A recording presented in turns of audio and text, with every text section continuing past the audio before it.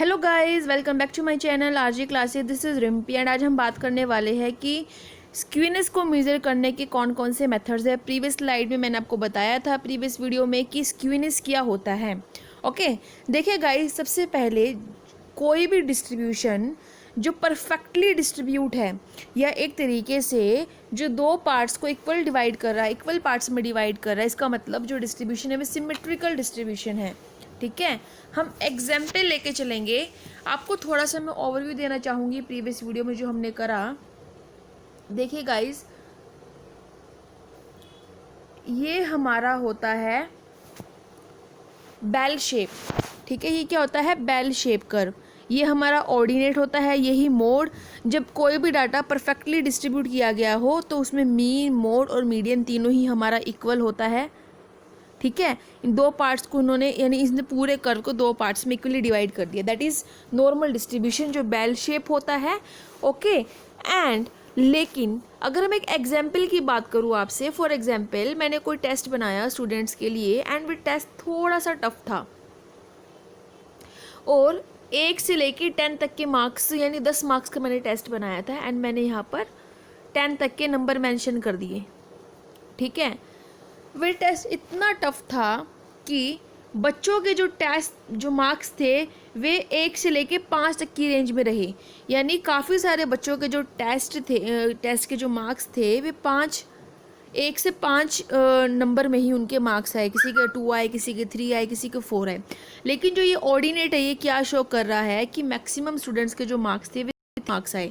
Okay, क्योंकि ये क्या होता है? ये मोड होता है। मोड का मतलब होता है highest repeated item in your data, यानी ऐसी आइटम जो सबसे ज़्यादा बार रिपीट हुई, जिसकी फ्रिक्वेंसी सबसे हाईएस्ट नंबर पे होती है, वो हमारी मोड होती है। तो इसमें आपने क्या देखा, आपने इस पूरे डिस्ट्रीब्यूशन में क्या देखा कि इसने परफेक्टली जो इक्वली पार्ट्स में डिवाइड नहीं करा। यानी ज़्यादा फ्लैटर किस साइड है? जिसकी टेल है वो ज़्यादा राइट साइड की तरफ जा रही है। आपके राइट साइड की तरफ जो टेल जा रही है तो ये हमारा पॉजिटिव स्क्यूनेस होता है। ओके, स्क्यूनेस का मतलब होता है जो कर्व के अंदर असिमेट्री को दिखाए।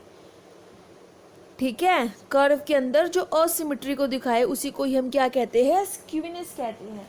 एंड गाइस, स्क्यूनेस में हम क्या चीज़ स्टडी करते हैं? स्क्यूनेस में हम जो शेप होती है कर्व की उसको स्टडी करने में हमारी हेल्प करती है कि जो शेप है डिस्ट्रीब्यूशन की वे सिमेट्री है या असिमेट्री है। और आई होप अगर आपने प्रीवियस वीडियो देखा होगा तो गारंटीड आपको चीज़ अच्छे से क्लियर हो गई होगी कि स्क्यूनेस क्या होता है, पॉजिटिव स्क्यूनेस क्या होता है एंड नेगेटिव स्क्यूनेस क्या होता है। अब हम बात करेंगे नेगेटिव स्क्यूनेस की। मैंने टेस्ट आसान बना दिया। यहाँ पर जो मार्क्स है बच्चों के 5 तक के मार्क्स है, यहाँ पर है 10 तक के। तो कई बच्चों के जो मार्क्स थे वो 7, 6 से लेके 10 तक की रेंज में रहे एंड कुछ बच्चे ऐसे थे जिनके 5 तक भी मार्क्स नहीं आए। इसका मतलब 6 से लेके 10 तक के बच्चों के मार्क्स आए, यानी टेस्ट काफ़ी मैंने ईजी बनाया। तो जो यहाँ पर आप देख रहे हैं कर्व वो ज़्यादा फ्लैटर किसकी तरफ हो रहा है? लेफ्ट साइड की तरफ फ्लैटर हो रहा है। इसका मतलब ये हमारा नेगेटिव स्क्यूनेस है। ओके, जो सबसे इम्पोर्टेंट मेथड्स है हमारे स्क्यूनेस के, वे 4 मेथड है। Karl Pearson skewness, Bowley skewness, Kelly and moment skewness. Okay, सबसे इम्पॉर्टेंट जो आपका एग्जाम के पॉइंट ऑफ व्यू से इम्पॉर्टेंट रहेगा वो रहेगा कार्ल पियर्सन स्क्यूनेस। अब हम हर एक मेथड को डिटेल में डिस्कस करेंगे, बारी बारी हम हर एक चीज़ों को पढ़ेंगे, आपको कोई भी डाउट नहीं रहेगा। देखिए गाइस, सबसे पहले मैं कुछ की पॉइंट्स आपको बताना चाहूँगी। जो हमने पढ़ा था नॉर्मल डिस्ट्रीब्यूशन या परफेक्टली सिमेट्रिकल कर्व, उसमें मीन, मोड और मीडियन इक्वल होता है। इसका मतलब वो जो स्क्यूनेस है वो 0 होती है, राइट।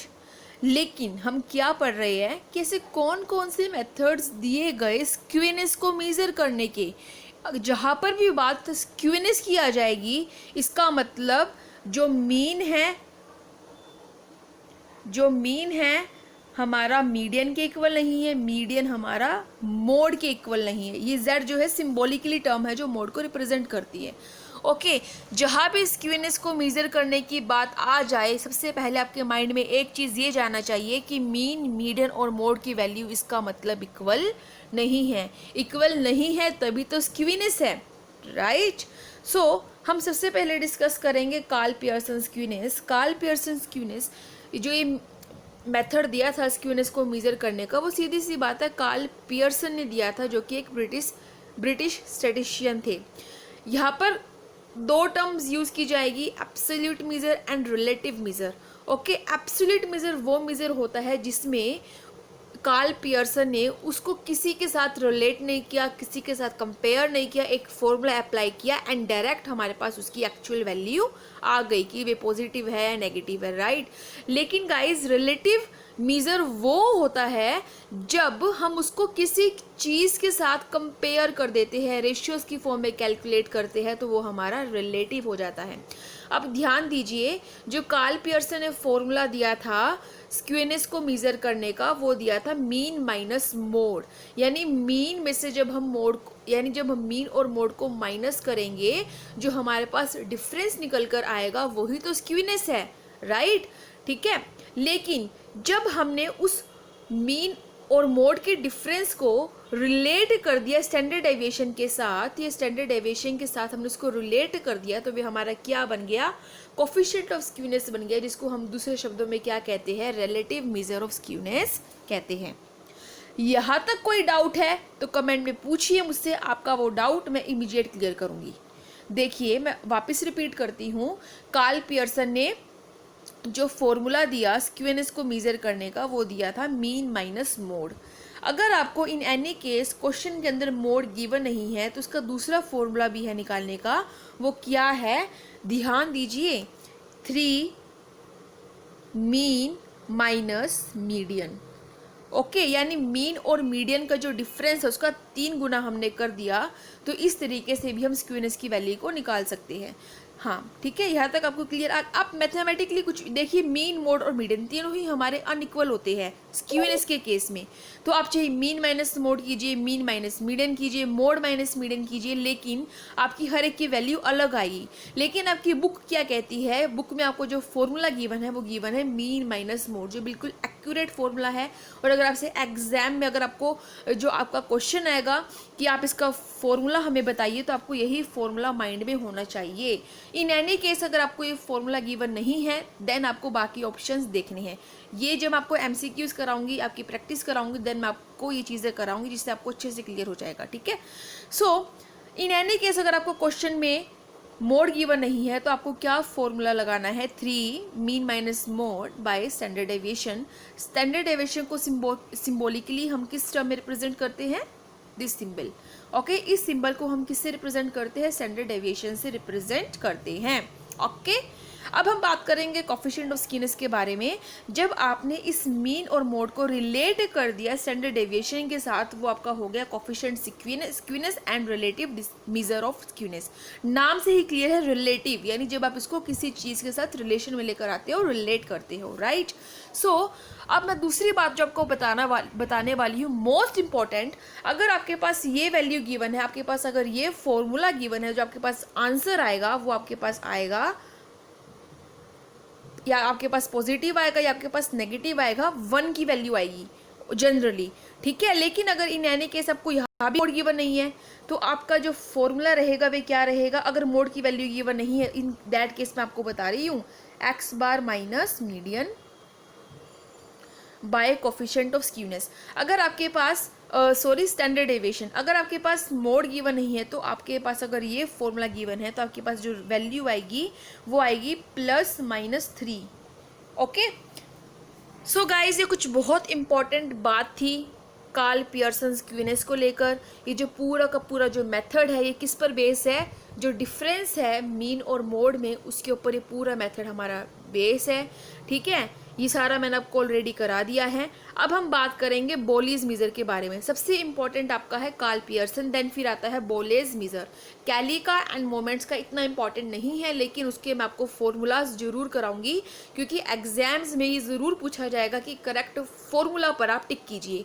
तो मेरी वीडियोज़ के थ्रू आपको कोई भी डाउट ना रहे, हर एक चीज़ मैं आपको कराऊँ, यही मेरी कोशिश रहेगी। तो चलिए स्टार्ट करते हैं हम आगे बढ़ना। बोलेज मेजर पूरा नाम क्या था, डॉक्टर A.L. बोले, जिन्होंने ये मेथड प्रपाउंड किया स्क्यूनेस को मेजर करने का। ये जो पूरा का पूरा मेथड है किस पर बेस है, मीडियन और क्वार्टाइल्स पर बेस है। क्वार्टाइल्स, डिसाइल, परसेंटाइल, ये मैंने आपको प्रीवियस क्लासेस के अंदर करा दिया था। ठीक है, अगर कोई डाउट हो तो यहाँ पर आप मुझसे फिर भी पूछ सकते हैं। बोलेस के अंदर ज़्यादा ध्यान मीन पर ना देकर किस पर दिया गया है, क्वार्टाइल मेजर पर दिया गया है। मैंने आपको 5 तरह की चीज़ें बताई थी, mean, median, mode, harmonic mean, geometric mean.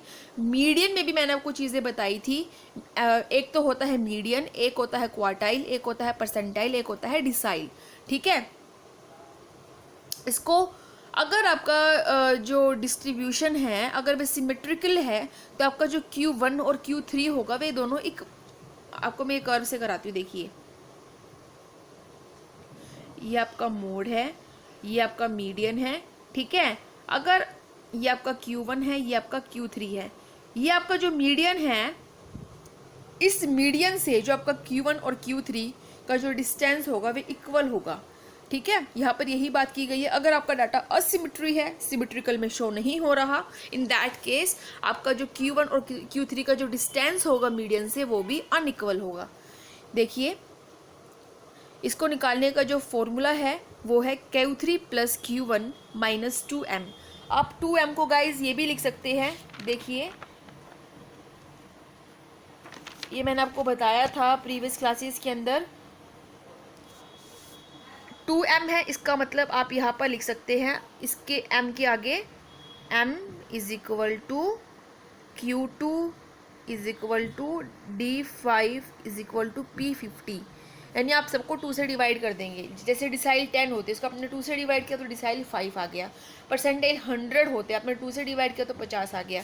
ये P परसेंटाइल डिसाइल फिर क्या होते हैं हम आपको वापस ये बता दूंगी। ठीक है, पहले हम थोड़ा पढ़ लेते हैं। स्क्यूनेस 0 है, इसका मतलब कर्व आपका सिमेट्रिकल है। अगर स्क्यूनेस आपका ग्रेटर देन 0 है तो कर्व आपका पॉजिटिवली स्क्यू है। अगर लेसर देन 0 है स्क्यूनेस आपका तो इसका मतलब कर्व आपका नेगेटिवली स्क्यू है।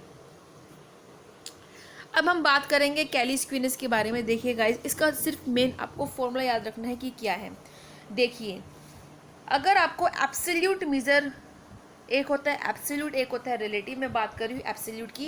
एब्सोल्यूट की केस में आपको ये 2 फॉर्मूलाज गिवन हो सकते हैं। अगर बात आ जाए रिलेटिव की तो इसको आपको किसी न किसी चीज़ से रिलेट करके बताना होगा, तो इसको आप डिवाइड कर देंगे P90 माइनस P10। ऐसे इसके नीचे आप क्या मेंशन कर देंगे, D9 माइनस D1। ओके, अब गाइस ये क्या है, देखिए परसेंटाइल को हमने 100 क्यों लिखा, इसका मतलब होता है कि आपने एक चीज़ के 100 टुकड़े कर दिए। ठीक है, आप कितने कट लगाओगे 100 टुकड़े करने के लिए, 99 कट्स लगाओगे। ठीक है, एंड ऐसे ही अगर एक D10 का मतलब है आपने एक चीज़ के 10 पार्ट्स कर दिए, और आपको अगर 10 पार्ट्स करने हैं किसी भी चीज़ के तो आप कितने कट्स लगाएंगे, 9 कट्स लगाएंगे। ठीक है, देखिए मान लीजिए ये एक चॉकलेट है, आपको इसके 10 पीसेस करने हैं तो यहाँ पर आप 9 कट्स लगाएंगे।